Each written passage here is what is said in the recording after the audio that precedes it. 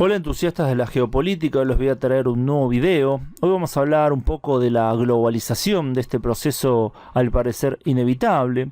Aunque en los últimos años mucha gente tomó una posición bastante contraria a la globalización, e incluso varios analistas la ven como un proceso fallido, algo que no va a llegar a buen puerto. Una de las principales figuras representativas de esta idea, es decir, de la globalización, es Klaus Schwab. Este empresario y economista alemán fundó el Foro Económico Mundial y es uno de los defensores más vocales del globalismo, de la globalización.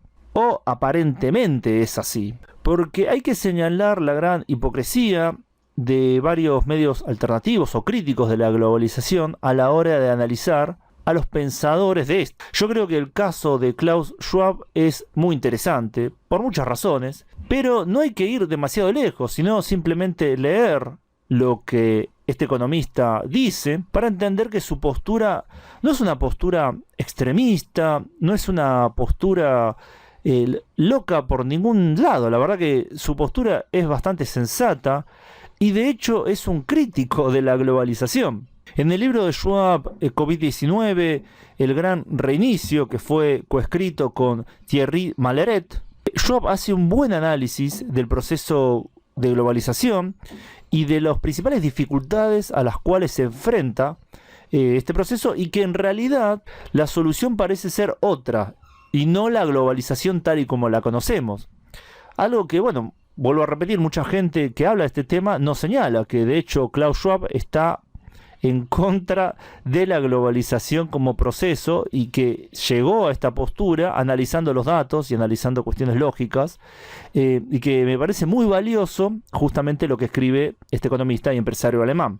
Así que voy a ir directamente a la idea principal de Schwab, cual, bueno, señala claramente un dilema, en realidad es trilema le podríamos llamar, de hecho lo llama así trilema, que fue primero pensado por Dani Rodrik. Hay tres conceptos básicos que son contradictorios, puede haber dos funcionando al mismo tiempo. Estas tres nociones son la de la hiperglobalización, la de la democracia y la de la soberanía nacional. Estas tres ideas, grandes ideas, que no son compatibles las tres al mismo tiempo. Entonces podríamos tener una hiperglobalización y democracia, pero eso llevaría necesariamente a un gobierno global, en el cual no habría lugar para la soberanía nacional. Podríamos tener hiperglobalización y soberanía nacional, pero eso llevaría a que no hubiera democracia, porque de hecho la democracia podría llevar a que ese Estado nacional se alejara de la globalización, así que es un peligro la democracia para ese Estado en el cual tenés soberanía nacional e hiperglobalización. Entonces la democracia queda fuera. Y por último, podríamos tener soberanía nacional y políticas democráticas, pero evidentemente estas dos unidas, es decir, estados nacionales con democracias, van en contra de la hiperglobalización, de la globalización en general. Así que tenemos esta cuestión, estos tres conceptos que no son compatibles entre sí por una cuestión lógica. Entonces, si queremos la globalización, necesariamente tenemos que sacrificar o la soberanía nacional o la democracia, las políticas democráticas. Una de las dos tiene que ser sacrificada. En general se apuntó a que la globalización iba en contra de la soberanía nacional. Los últimos años nos dan a entender que esto no es así. De hecho, muchos estados nacionales se están volviendo más fuertes, no menos fuertes. Otros dicen, no, la hiperglobalización, la globalización va en contra de la democracia. Cosa que acá me parece que hay más sustento, que la globalización va en contra de la democracia, porque muchas comunidades, muchos países a veces se ven perjudicados por la globalización. Y en esos mismos países hay burguesías o empresas que se ven beneficiados, y muchas veces se favorece a esas empresas y se deja de lado los deseos democráticos para favorecer esta integración al mercado global. Entonces tenemos que Schwab hace un buen análisis de esto, un poco lo que acabo de decir yo, no da estos ejemplos particulares, pero viene por esta misma línea de pensamiento. La solución que da Schwab, o la superación que da Schwab, es muy interesante y nos dice que en realidad estamos viendo este proceso de desglobalización ya desde hace varios años y que este proceso de desglobalización se empezó a acelerar en 2008, en el cual, bueno, fue el año de la crisis financiera. Tenemos que este proceso de desglobalización apunta a no tanto a la renacionalización, que podría ser, bueno, la solución que muchos buscarían, la autarquía nacional, sino que es un punto intermedio entre la nacionalización y la globalización, que sería la regionalización. En este proceso veríamos que en vez de haber una larga cadena de suministros global, por ejemplo, desde China hacia todo el mundo, veríamos más bien el nacimiento de esferas económicas, como podría ser, bueno, Asia, el este asiático específicamente. Después veríamos otra esfera que sería Europa. En general veríamos otra esfera que sería Norteamérica, o una esfera extendida que sería América. Bueno, y distintas esferas donde habría integración económica, donde sí, la soberanía nacional estaría disminuida en ese sentido, pero también los lazos internacionales globales más alejados se verían cada vez menos importantes, a veces se cortarían, pero en general, bueno, caerían a niveles muy bajos. Entonces ahí tendríamos como una respuesta a este dilema, una respuesta a la cuestión de cómo mantener estas ideas democráticas de soberanía y de globalización funcionando. Entonces, de hecho, la solución al problema de esta globalización es la regionalización. A mí me parece que es una idea brillante, me parece que tiene razón. Voy a apoyar acá el pensamiento de Schwab.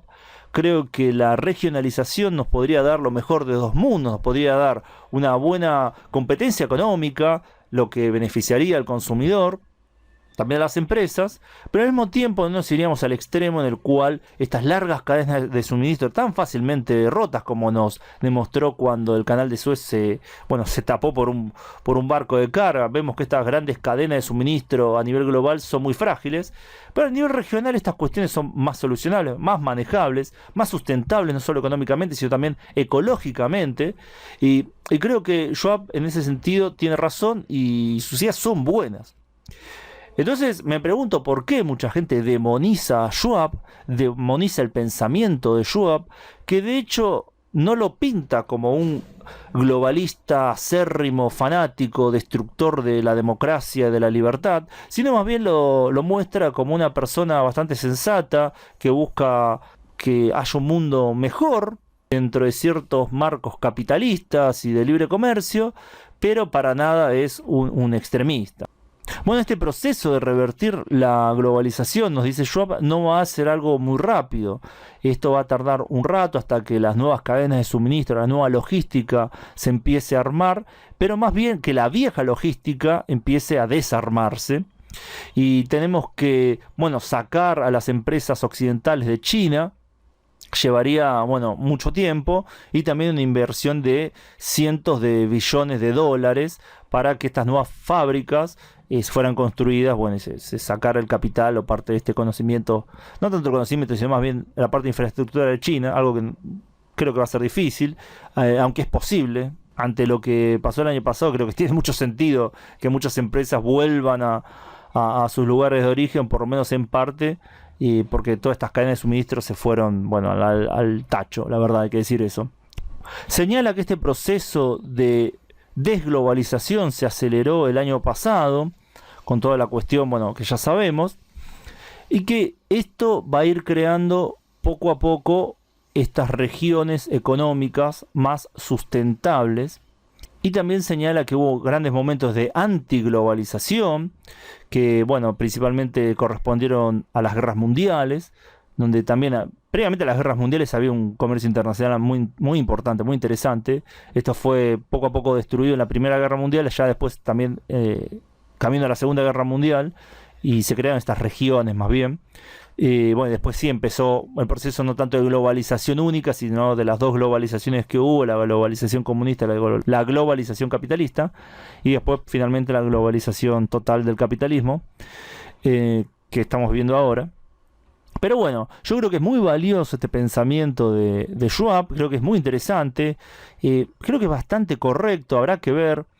porque también tenemos el ejemplo que él mismo da de Japón, que invirtió muchísimos billones de yenes en sacar a sus empresas de China, algo que, bueno, si uno va a la cuestión de la regionalización, no tendría sentido que Japón sacara a sus empresas de China si van a formar parte de la misma región económica o zona económica. Así que vemos que también la cuestión nacional no está muy lejos de la regionalización, está ahí, siempre es una cuestión que hay que tomar en cuenta.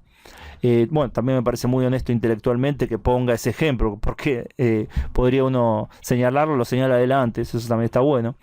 Pero bueno, principalmente acá lo que rescato es cómo planteó muy bien este problema, y también la cuestión de demonizar a las personas, de dejarse llevar por la propaganda, me parece muy malo.